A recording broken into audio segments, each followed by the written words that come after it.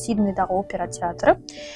Жалпы сіздер мүмкін енді білесіздер, бірақ жалпы осы Сидней халқы үшін, Австралия халқы үшін бұл опера театры бірден бір көрнекті ғимараттардың бірі болып есептелінеді. Бұл тек қана көрнекті әдемі дизайн ғана емес, сонымен қатар акустикаға да байланысты. Эйфель мұнарасы өзінің уақытысына сол 19 ғасырда салынған. Мүмкін қоғамдық орын емес болса да, бірақ өзінің жалпы Франция еліне пайдасы өте көп деп есептеймін. Өйткені бұл тек қана мүмкін телебашня ғана болмай, сонымен қатар туристердің орталығы болып есептелінеді. Бурдж-Халифа Дубайда орналасқан.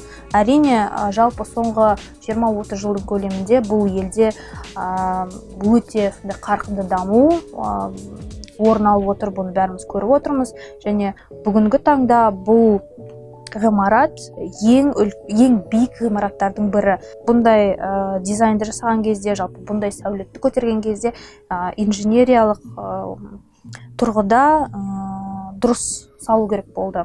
Сонымен қатар, егер дұрыстап қарасаңыздар, бұл сталагмиттердің формасында жасалынған. Жаңағы барлық биіктікті сол форма арқылы өзі баланста ұстап отыр. Әлемді танып біл, үйде жатпа.